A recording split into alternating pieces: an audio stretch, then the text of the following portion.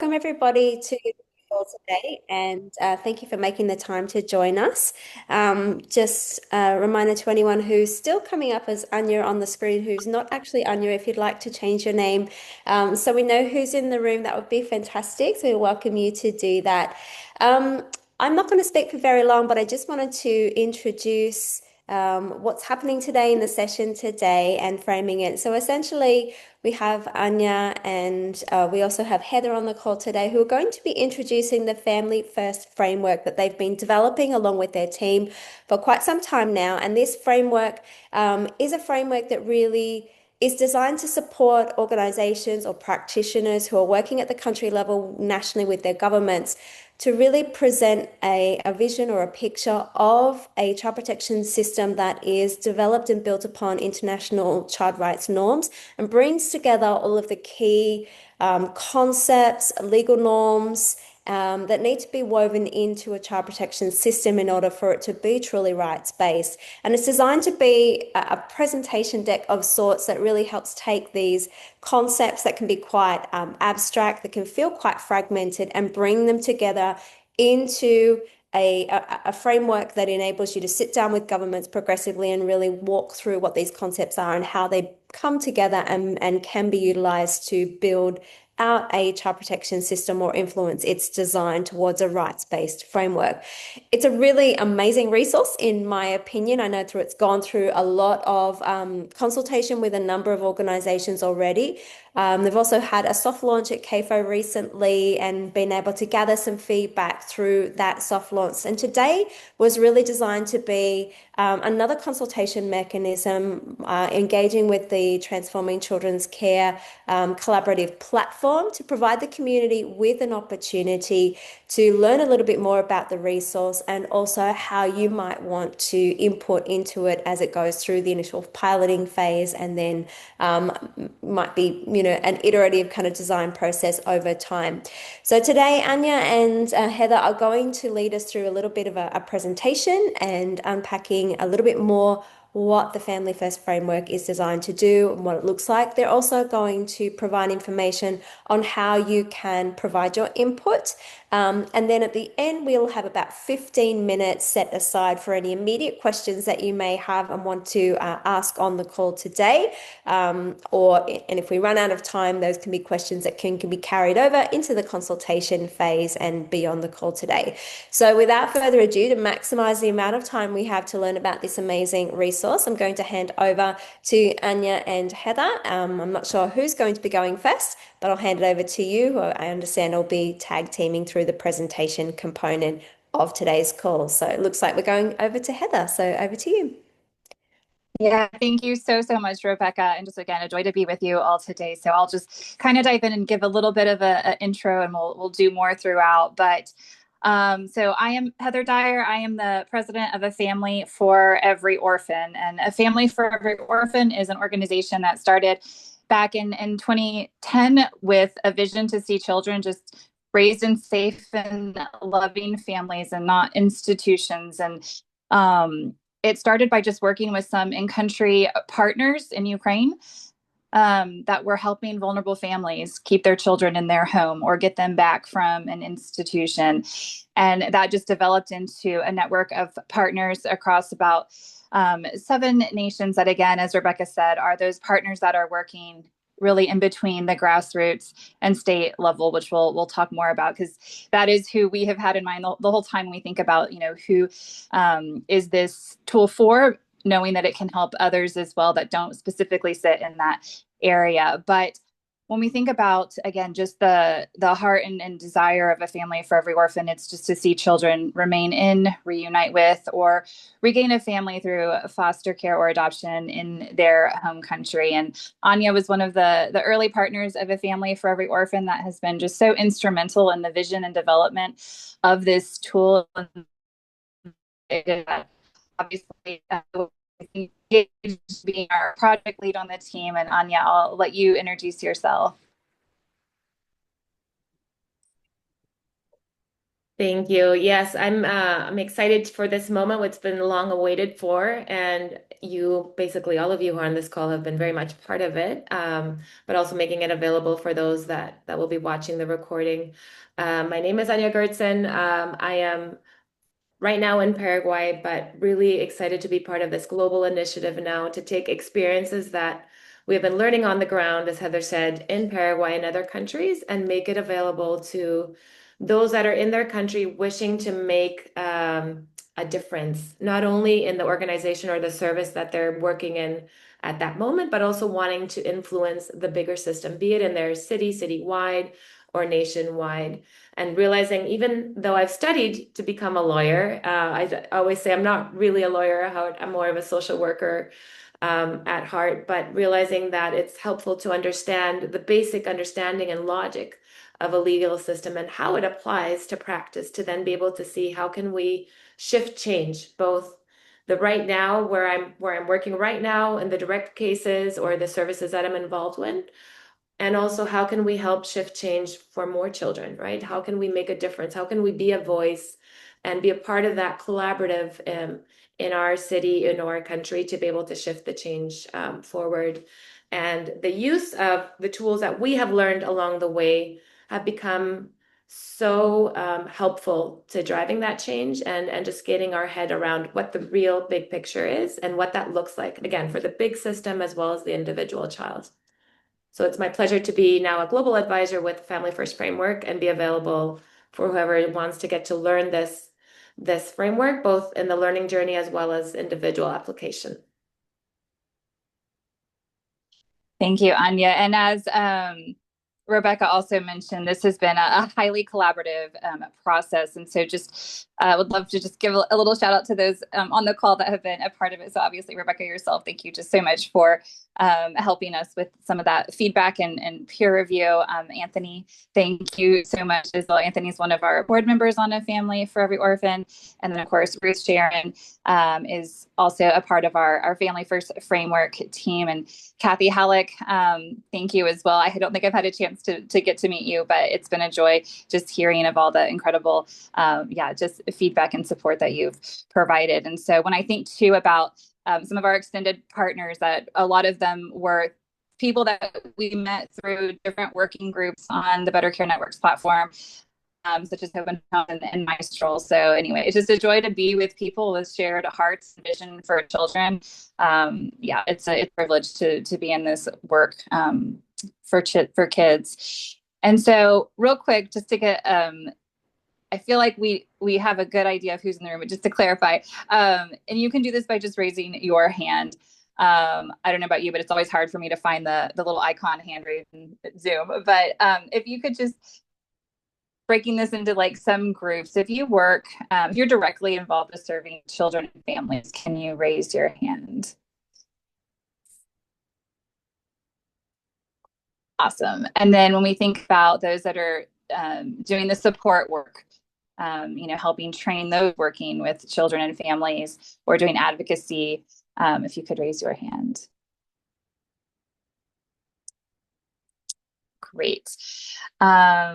And then what about anyone working, I guess does have a government role or collaborate very tightly with the government, maybe local municipality or awesome.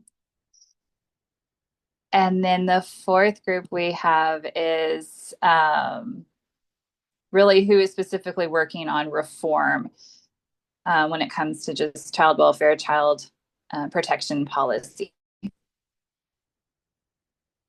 Okay, so we like to think that no matter which a bucket or level of work that you're working in, ultimately for behalf of children and families, that this tool is something that you can find useful in one way or another. And so again, when I think of all of us on the call, I feel like I'm preaching to the choir here.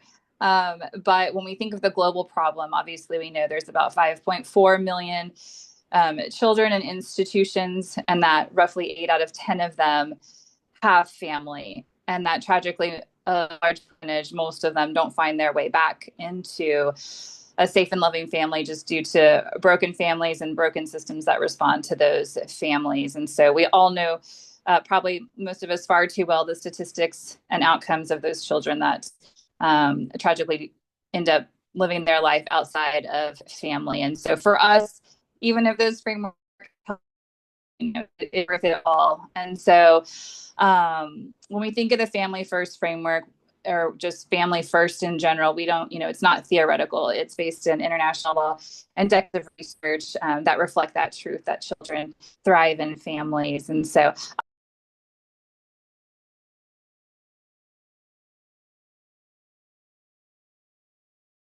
I think you accidentally muted yourself.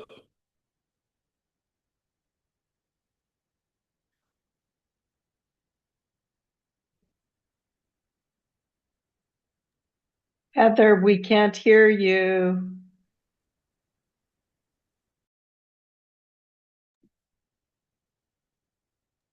I think we can hear you now. Okay, yep. I No, can't hear. Is it me? I'll take it from here, Heather, and then once you're able to reconnect your audio. Can everyone see my screen? This is the framework itself, the resource, which perhaps many of you have already been able to download and see, and you've been involved with directly. As Heather was saying, this is the tool set to help strengthen national systems so every child can thrive in a family. So today we just want to be able to give you a basic overview of what this framework is, and how it can be used. So just the topics that we want to cover today are basically understanding why this framework came about to be, and who was involved with it, a bit of an overview. And then at the end, we would like to do some discussion and reflections and also tell you about how it can be used in the next steps. Before diving into that, though, one exercise that we wanted to do with you virtually right now is something that we've learned to do actually with Ruth, who is on this call and part of the team, and which has been highly effective in a lot of the gatherings and sessions that we do when we bring together people to think about how to apply principles and the universal framework better, and how to work towards a reform that achieves a better system for children and families. And as you can see on the picture, there's a chair in the middle of a room it's a meeting, a forum of many different key leaders, decision makers, if you will, of a child protection system. And like at that time, right now, I just want to visually, I know we're each in our office, but I want to visually put this chair in the center of our conversation today, this morning, afternoon, evening, whatever it is for you. And this chair is empty physically, but we want to put it there symbolically to say at the center of every conversation, at the center of even this presentation and of the center of the framework is the child. We want to remember that the child is always the center of every decision. It's not about process. It's not about me or you, my organization, your organization. It is really about what can we do better for the child. And at this time, also, I want to say, can you think of the name of a child that you're most caring about right now? What is the child that comes to mind? Maybe it's your child, your grandchild, the child that you're working with, but you want to write in the chat right now, what is the name of that child, just the first name. And as we talk today, let's on this chair keep the names of those children, the ones that we keep dearest to our heart. And as we put that name mentally on this chair, when we think about what we want for children, we're thinking about that child. What I want for my child, I want for all children. And this is the same case for children around the world. In every system, what we want for our children, we want for every child. And that is why it's so important how to prioritize what a child needs, and family is one of the most fundamental and basic needs for every child.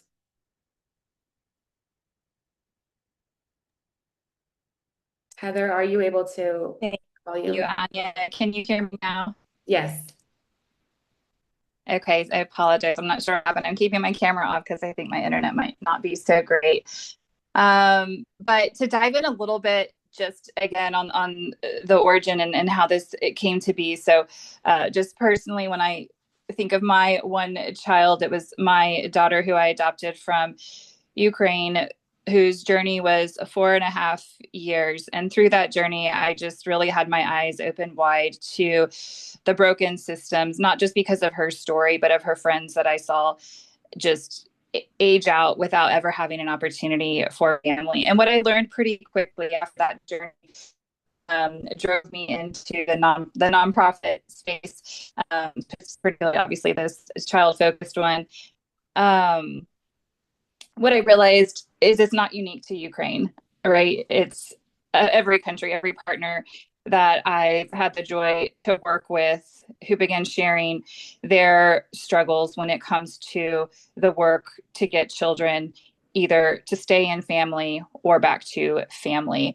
And so when I think about just in my personal background, being in, corporate America, the financial accounting space, I have spent so many years with a major U.S. airline, just helping design systems to help money flow through in a way where there was proper segregation of duties and, protection of funds to make sure there wasn't fraud and all these internal controls. And I just remember always thinking to myself, if we can do this with money, we can do it with the most precious resource of all, our children, right? In terms of making sure we understand the systems, how they flow through, who is interacting with them, who has control over decisions. And so just a joy when I came into this space to get to meet people like Anthony and Anya and so many others who I obviously have experience and background that really understand the child protection space to bring some of this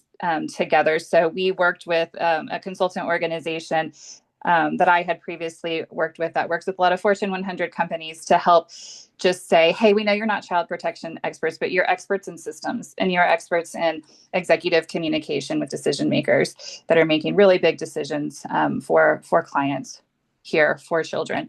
And so can you help us think through how to do this? So as you'll see, it's in a PowerPoint version, and that is specifically very strategic in terms of knowing that when I was interacting with some of our in-country partners and they would share about meetings they would be having with parliament members to help fix concepts, we know that we're not trying to change anything here. There's so much research and decades of things that exist, but what is the tool, something they can just grab off the shelf to be able to go take into a meeting to, as Rebecca and Anya have said, just, share key concepts, get messages out that maybe is not their expert knowing how to communicate, again, in a slide when they have a short amount of time, but really be as powerful as possible. And so that's kind of the heart behind this. So just wanted to share that design is very intentional. And we do think of it as not being just one big flow of a presentation, but of a collection of tools that can be used for different purposes. And so it's one of the unique strengths in addition to just, oh, thank you, Anya. Again, yeah, when we think of that in-country non-government partner being at the center, the one that's really a lot of times is working directly with the grassroots level, but also that state level, having something, again, a tool that integrates law, child protection standards, and just practical models to take it, again, from not being theoretical, but really showing what's best practice, what's international law, and incorporates the voice of the child. So I want to just address too, I think there was a question in the chat about how it can be used today in live, current cases. And so we believe wholeheartedly that it's something that can be used today in the right now, helping shape understanding with those that you're speaking to of, what that ultimate vision is, where we're trying to get to for the child, or helping identify gaps that once everyone recognizes it there, that's when the true shift towards a better system can begin.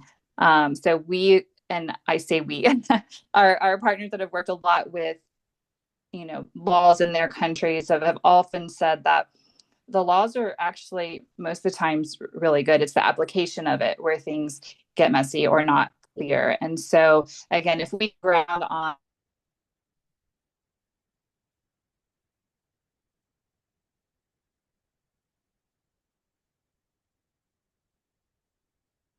think we lost Heather a little bit. And so I'm just going I'm to, sorry. oh, are you there? Where did I drop? The laws are messy, are complicated. Just the last few. So we know that that's when it gets messy when you get into the application. And so even right now, when we think of some of the ways it's being used, it's being used in Ukraine, which of course is in the middle of war, and things have changed, but making sure we can go back and ground in those principles and those core concepts. So there's understanding of, as services evolve, as children get brought back from broken families or from occupied territory that are orphaned, what happens then? Where do we need to make sure, as changes are being made, that there's not these, again, core principle child protection things that get missed. So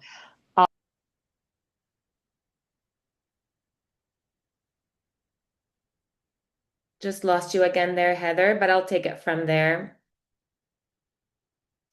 We wanted to share you, and we have the pleasure of having him on the call right now, but here is a video to give you a short testimony of how this has already been used. In our experience following Family First System, a framework designed to strengthen and how to protect children and support families. At its core, it's a practical set of tools that brings together international standards, technical guidance, and evidence, but in a much simpler and more accessible format. Instead of lengthy documents, it provides clear direction, making it easier for governments, local leaders, and professionals to engage, focus on conversation and how to take action. Here in Paraguay, since 2023, we have applied this framework in collaboration with Minister of Childhood, Public Defense Office, and Supreme Court of Justice. Through this partnership, we have been able to assess the national protection system, identifying the gaps, and designing action plans that place families at the center. The idea of this is straightforward. Every child has the right to grow in a safe and caring family. The system works in three levels. First, the foundations, the legal base, guiding principles and evidence. Second, the design, the structures, coordination, and capacity of the system. And third, the implementation, the practical application through proving good practices. This approach is already shaping new initiatives such as foster family training programs and early childhood care services, while also connecting Paraguay with international networks of sharing learning. What makes Family First particularly valuable is that it ensures alignment with international standards.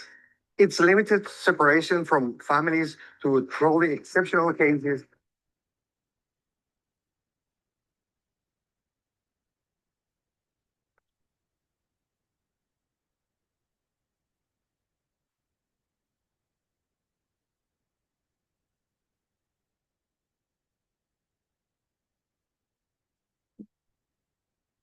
I'm sorry, the video was cut short, but you can see the rest of it on the website. We're having some technical difficulties here today, but we'll work with it. Still glad we can meet this way. Let me go ahead and go, and as Carlos was already doing in the video, and you can share this video with whomever you would like, just to give an idea of what this is for and how can it be used. Basically, there were many examples and there's a lot more, but different countries, different country partners are already using these different examples. And again, they're not new to the framework. The point of this framework is to bring together what already exists and give it in a more visual and understandable way, and in a way that is helpful to understand how to share it with others in a way that they can get it and use it as well. So let me show you, we're going to just do a very quick, brief overview of the content of the framework that you'll already have seen or you've been a part of. It's divided into 3 sections. So are you seeing my screen all right?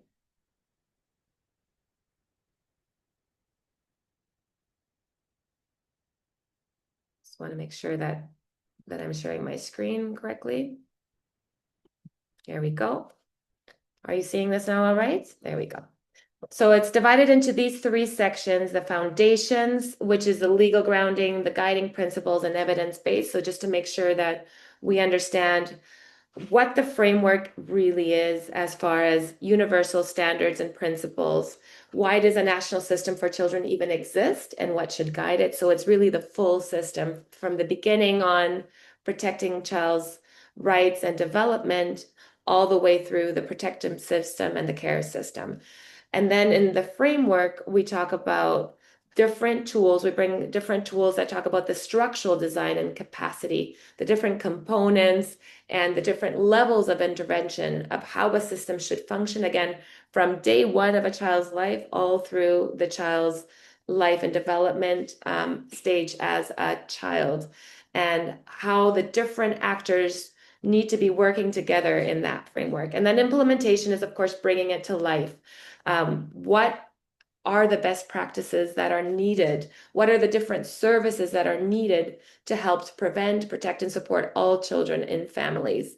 And I know some of the questions also of you who are participating are, how can what is the church's role of being involved, and the different services, and how can we help develop or promote more family-based care services in our countries? So again, just an example, I'm going to share you a few examples of the tools that are in the framework.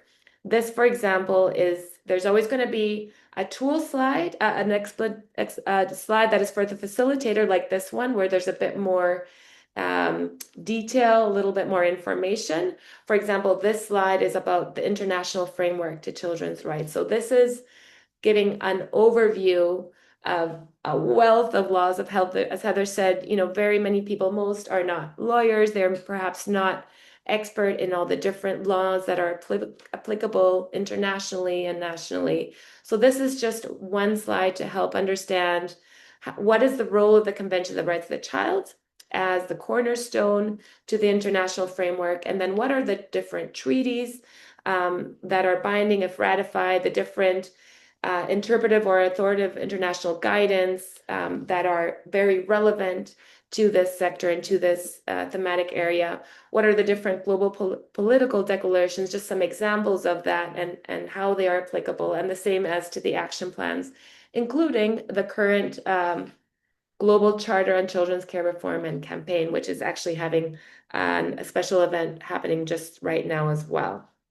And so this same slide, you will see, this is a tool slide that looks to condense it a little bit more, but still be clear about the different roles. Again, the importance of the Convention of the Rights of the Child as the core treaty that was adopted and ratified by all countries except for the United States. And so it is applicable and relevant to all of the countries, but then all the other different treaties as well, and the current action plans that are in process. This is another tool slide, again, to help understand the core principles, the universal rights principles that guide all decisions for children. And of course, we have the best interests of the child, which is one of those principles that I'm sure all of you who are expert in this field know. It's very clear. At the same time, it can be so messy when trying to apply it in a system, right? Everybody would like to say their perspective, what the best interest of the child is, but we know that's not what it's about. It's about how to find and balance out the best interest of the child in every decision, in every process, in every system action, really. And so the importance of it, defining and seeing what that looks like in practice. And the same for these other principles, such as last resort and temporary, the principle of necessity as suitability, legality, and the principle of do no harm, judicial review, the procedural guarantees, and so on. I won't name them all, but they are defined, and this tool can be used to just highlight and be used again, and when in discussions, to remember how are we adhering or applying this principle in this particular process or decision. I want to also just highlight this tool slide of the overarching goals, and shout out to Kathy who's on the call, and LAM International, who through their training system have really brought this in, this understanding of the tri-goals, the guiding pillars to protecting all children's rights being safety, well-being, and permanency. And while it can be so logical when we look at it and think, of course, that's what we need for every child. But when you really drive this into systematic training systems, and making sure that all stakeholders in a system and in a process remember time and time again, how are we ensuring safety, how are we ensuring well-being, and how are we ensuring permanency in this decision or in this planning or in this process, and how to look at that. Again, there's tools that look at that more in detail with questions to ask. This will help us keep really the full child's and the full child's rights at the center of every decision. Another amazing tool side that we have learned and shared in the process is this windscreen, as it's been known as. I know it's currently no longer being used in the UK government, but this has really been pivotal for both in the UK as well as other countries that have learned from the UK, as far as understanding the different levels of need and of intervention. And this windscreen, it's called a windscreen because it's supposed to be like the windshield of your car. And you see the arrows, and it starts at the left, which is universal emerging needs, that is for every child. And basic needs such as education, as housing, as identity, as health. All of these needs are universal and they're necessary for every child. And as the arrow will move forward, where further concerns or needs are identified, additional or more complex needs such as a disability or being in an Indigenous community at a distance, or maybe there's issues of violence or of addiction or other needs. So they need more targeted support, and they need more specific, child-specific support to those particular needs, and that is in the yellow. And to the far right is specialist needs. These are where there are already safeguarding concerns, and it may even require court intervention according to the system. And so that is a lot more intervention, to say it in my words, where it requires very clearly and statutory intervention of the government, working together again with all the stakeholders to intervene. But of course, the arrows point, you will see as a cycle where it leads, if it goes to the red, it needs to go back. So as soon as a child receives the specific intervention or the specialist intervention that he or she receives, that it would then be able to go back to the green, to be able to have that permanency and less intervention as possible. You will see in the framework the common use of the green, yellow, and red, and inspired again by both that image that I just shared with you, as well as the public health model, which is very similar with a triangle. I don't have it here right now, but you'll see it in the framework, where both use the green, which is for every child, and then the yellow for the more targeted specific, and red for the specialist or statutory.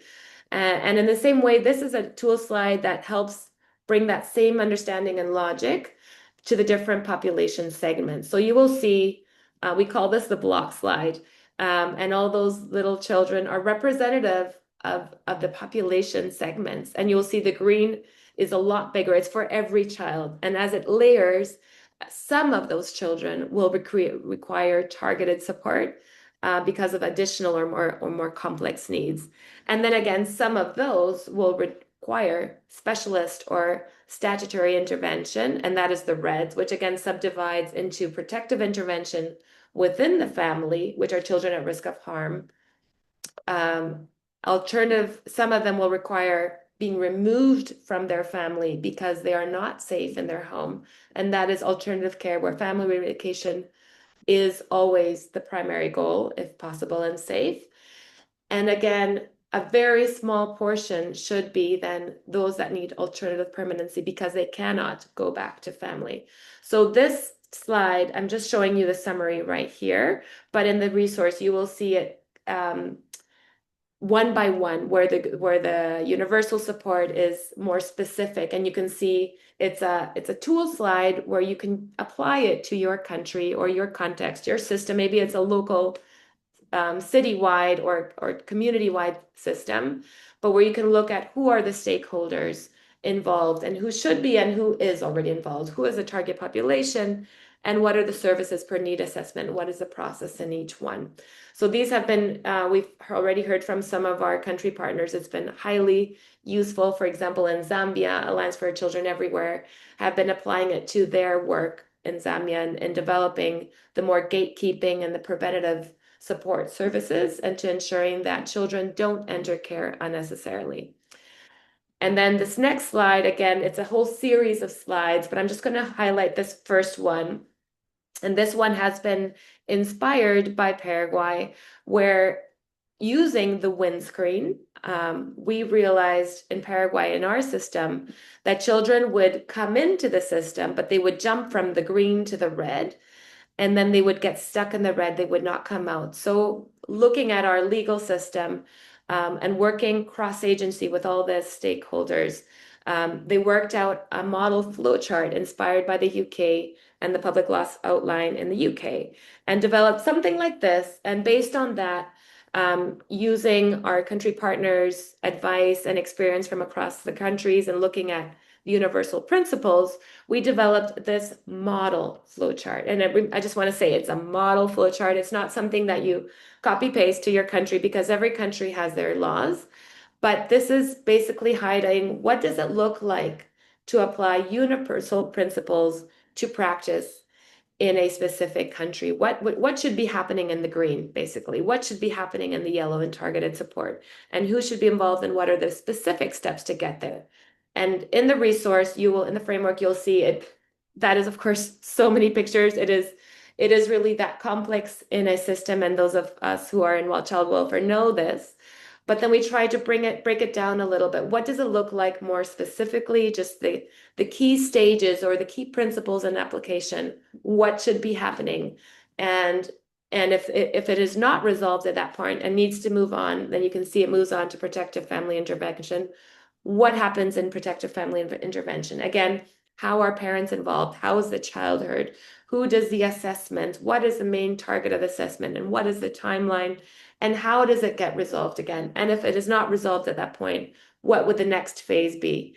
And so on and so forth. I'm not going to go into detail. Again, I encourage you to take a look at this, be as critical as you'd like to be in looking and applying and thinking of your context or the different contexts you work in, and seeing if this is useful to you. Again, it is a model flowchart, looking at each stage with the intent to understand that children need family care and they need permanency and they need as little intervention from the state as possible, according to our universal principles. So how can we achieve all of that safety, well-being, and permanency through a procedure that adheres to all universal principles and due process? And then finally, I just want to end with this.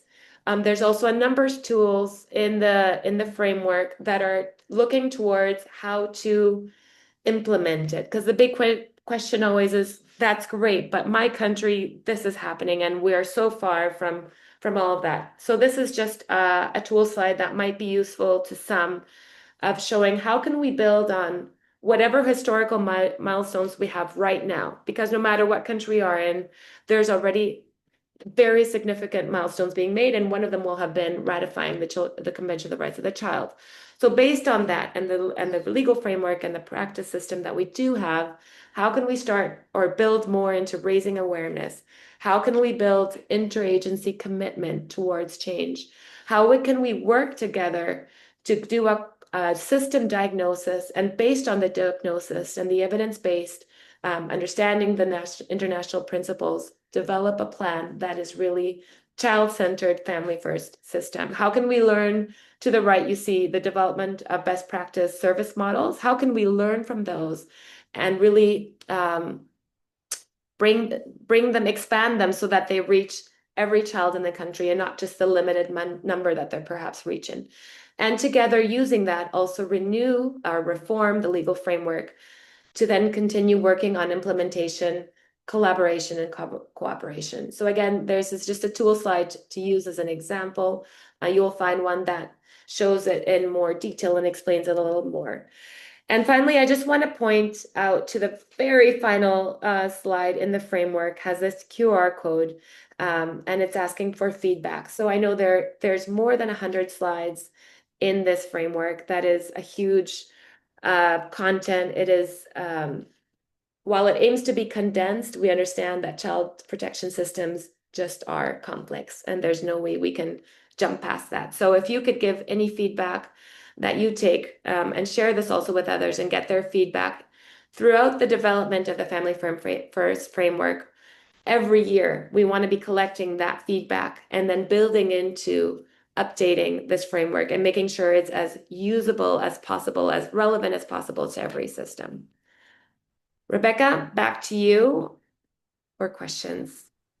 Excellent. Thank you so much, Anya, and also to Heather for walking us through the presentation today and really just setting out both the vision of this framework and tools and also just more the practicalities around how practitioners and those who are engaging with policymakers nationally or within whatever jurisdiction of the system they might be operating in can engage with this. I think it's a really dynamic and flexible tool in terms of it can be used by countries that are really at the emerging stage of developing a system to really cast a vision and understand how to integrate principles into the emergence of that system in that design process. It can be used for countries who are evaluating their system and looking at the reform process and identifying to what extent there is conformity with that international normative framework and where the areas that may require targeted reforms might be.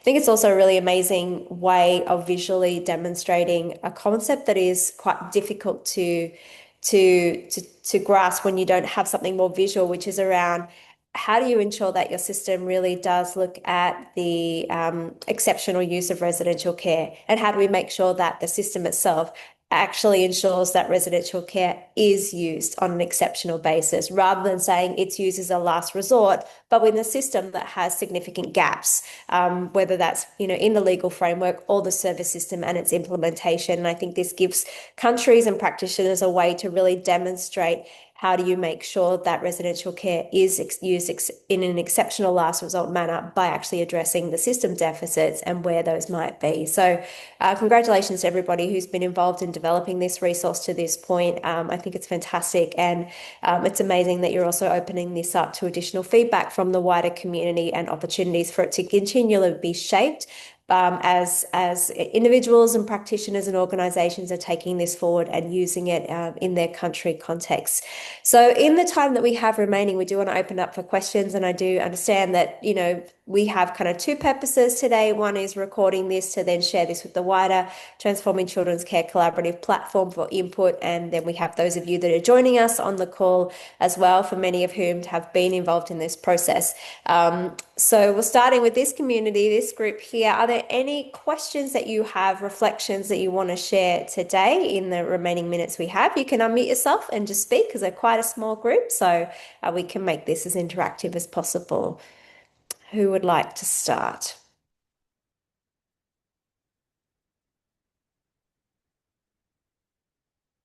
We a question or a reflection on how you've already piloted it perhaps or tested it? And I just want to say again, while you're unmuting yourself, this group has been very significant in developing this framework. So I'm really appreciative. As I see your faces or your names, I'm just so appreciative of each one of you. I have had the pleasure of actually using the basic flowchart framework that PPF developed in incorporating that into a legal training module for care providers, and then we're going to be using it for the other child welfare professionals. And from a child welfare worker perspective, it makes logical sense. I love flowcharts that move you through the process. And I've seen lots of different flowcharts during my 45 years of experience in doing this. And this is one of the nicest, cleanest ones. And I truly love the stoplight concept of it that I know was developed in UK, I believe. And it's a really lovely way of really flagging for people when you're in that red zone, you got to be careful, and it requires special attention. And we should be spending more of our time in the yellow zone as opposed to the red zone. Let's intervene with families sooner, either in the green or the yellow zone, so we don't have to get to the red zone. So it just is so compelling when it comes to teaching adults and systems how to do this effectively. I think it's a brilliant framework to incorporate. So I wish I had that 45 years ago when I started doing training, because I think it would have helped a lot of workers just get a better understanding of how to do this work effectively. So Thanks, Kathy, for that reflection there. We do have a question that was posed in the registration around, can the framework actually be utilized in handling individual cases? So how would it apply if you were looking at it through the lens of the case of a particular child and their family? Is there that kind of application envisaged within this tool and framework? I'll answer that, and absolutely. I think Sheila's no longer joining us, but I will share with her as well. This framework and the principles again is really to be able to show what it looks like to apply universal principles that every country should be applying as part of their international framework and through the Convention of the Rights of the Child and the international framework that they are adhered to. And so while it might not be directly, they of course, need to always look at what the process is by law in their country. However, it's been helpful, again, using Paraguay, other countries as an example, to understand what does a universal principle actually look like applied to practice. And so the framework will help inform and bring a deeper understanding and a common understanding to stakeholders across the system of what it means to achieve, for example, best interests of the child, or the principle of temporary or of suitability, of making sure that care is only applied as a last resort to those that actually need it. And so what should be happening before then? As Kathy just mentioned, it helps draw attention to what it looks like in practice, and then it will hopefully also help them look at their applicable legal system in place and see how is that already in place in their country, and how they then apply it better using this framework. and I think if I can add something to that, one of the foundational principles of the framework that you guys have developed is transparency. So I think that flow chart could be beautifully applied to individual cases, because it shows you can track, where did we miss? What step did we miss for that individual child? And it really can promote transparency across systems. If they start noticing, hey, we're going right to adoption, and we haven't done any work in trying to reconnect that child to their birth family, or introduce them back, or have visits, or whatever. So you can start tracking on individual cases, add those together, and you can see where some of the gaps might be in your country's system moving forward. That's just my. Yes, absolutely. And Susie from Ghana is on the call, and with others, we've also used it even to tracking, like you say, in an individual case, or testing what is the process in your country right now? Because very often people are not aware of it. They see what happens, but they're not sure what is the standard procedure that should be applied. And so this can almost work as a grid where you lay over top and you say, okay, is this happening in our law? Is this already considered in our law, and how? And if it's being jumped over, why? And what would be needed to change? Exactly. Yeah. Thanks, Kathy. Anya, can I just make a comment? Can you hear me? My internet's going on and off as well.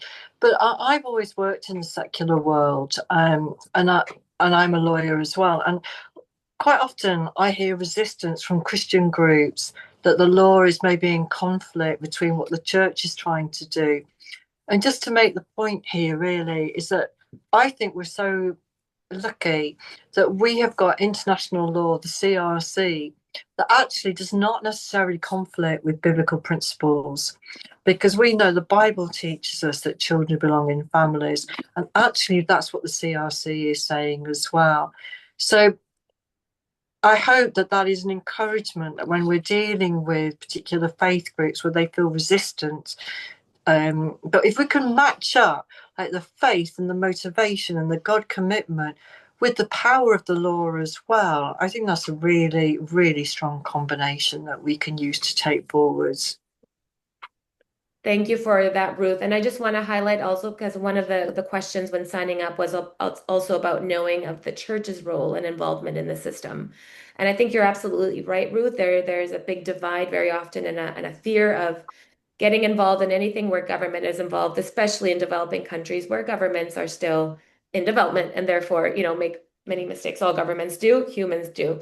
However, in this framework, what is tried to be clear as well is the role of the church in the different levels of intervention. Of course, understanding when is it necessary, when there statutory, meaning, that it's necessary to have government involved because of the level of risk or harm. But that doesn't mean that the church or faith-based groups aren't any less important. It's just important to know who do they need to be working with and what is their role in that part of the process. Mm. I'll ask a question that might be relevant to those who might be listening later on in the recording. But can you tell us a little bit about how you intend or envisage rolling this out? Because obviously the tool can be picked up and used by those who are already working with their governments. Now, for those who perhaps already have a strong grounding in the international legal norms and framework and how this all comes together, it's a ready-made tool that they can pick up and run with to really be able to present those concepts in an integrated way and in a very visual form. But for those who might for themselves also be learning more about this, what is the intention or the plan to really build the capacity of national advocates to be able to use this tool as they advocate for stronger systems built upon the international norms and principles? Yes, thank you for that. So again, I put it in the chat, but just for those listening as well, the familyfirstframework.org is where you can look at, get the resource itself, download the concept note, and you will see there the particular role that this is aimed towards. So very often people, as we were developing it, the question is, who is this for? And it is really for those that are already engaged in reform or want to be, and to help position them better, empower them, and enable them, right? Was a word, Ruth, that we really felt so strongly. So we want to enable and come alongside that. And so the tool itself, the resource, is one way. So download it, look at it, read it. But also there is a learning journey that we're offering, and it's actually starting this Wednesday. So some of you already signed up to that. This Wednesday, we are starting a learning journey. I'm just going to share the slides, the content of that learning journey right here. And again, we're so grateful to the organizations that have been a part of developing this framework and that also accepted being part of facilitating this learning journey, because in this process over 6 months, where we'll have 12 sessions, so 2 each month, basically every 15 days, a 90-minute session, we're going to tackle a few of the tool slides and look at it more in depth.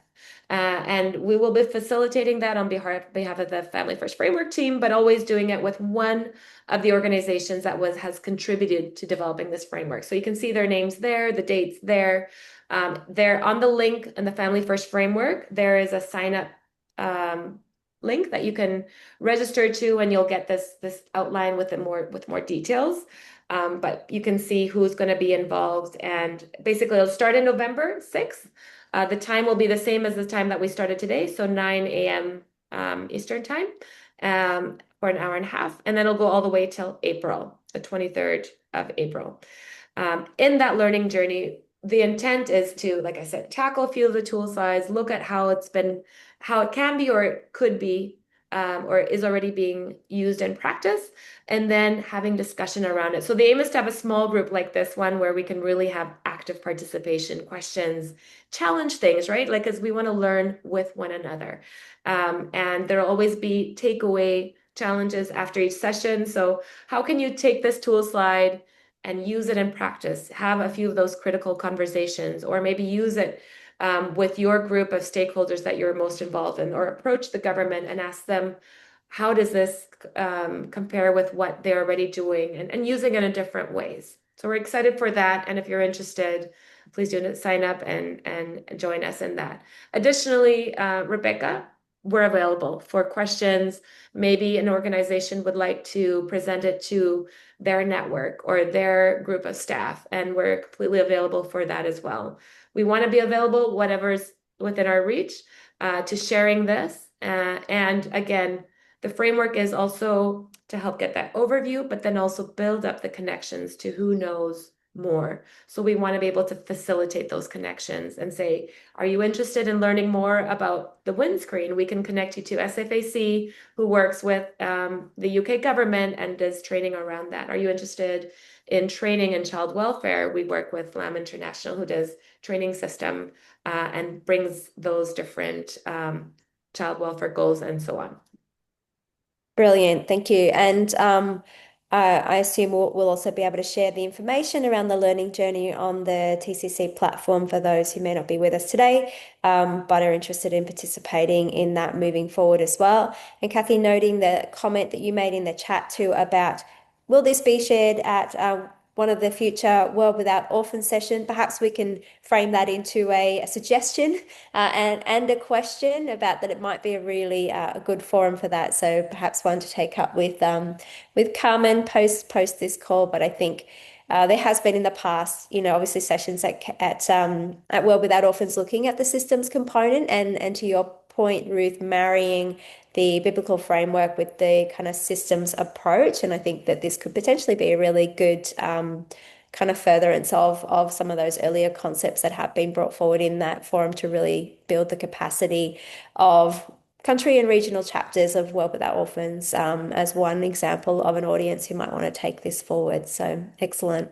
Well, I know we are at time, so I do want to respect everybody's time today. Are there any final comments or questions, burning questions that you might have and want to raise before we do bring this particular meeting to a conclusion? No? Excellent. Great. Well, thank you so much once again for both your participation today, but thank you also to all of you who've been heavily involved in the development of this framework. It's a substantive piece of work. Not only is it a lot of slides, but each one of those slides would have taken a lot of thinking and consideration and consultation to develop. So amazing work. Really appreciative of everybody who has participated, to Anya and Heather for your leadership in developing this really critical resource and making it available to the wider community of organisations and advocates who are involved in reforming children's care and systems around the world. So we will be obviously sharing this recording on the Transforming Children's Care platform and across other sites, and also obviously would welcome those of you who would like to share this with others in your world who may not have been able to participate today, including the information on the upcoming learning journeys to make that available to as many people as possible. And if you get more demand than you can facilitate in one group, hopefully that will mean that it'll either be recorded or that there'll be future sessions made available to meet that demand. But once again, thank you, and I'll throw it back to you, Anya, for any final comments you or Heather may want to make in concluding. I just want to celebrate this moment and thank you all for being present. Those are watching. Such a huge appreciation to each of you and to what's happening. I think it's a time where there's many challenges. There's financial challenges around their world. There's legal challenges. There's so many challenges. But I think what we can celebrate is each and every person that is involved. And the common heart and vision that we have for children being in families. So thank you, Rebecca, for facilitating this, and to your great work with the Better Care Network and the Transforming Children's Care platform. As Heather was saying, that really has opened also the doors to Family for Every Orphan, with connecting with many of those that were involved in this framework and inspiration as well. And to each of you, let's go forward. Let's use it. Please contact us, join us on the learning journey, and have a wonderful week. Thank you so much. Take care, everybody. Goodbye.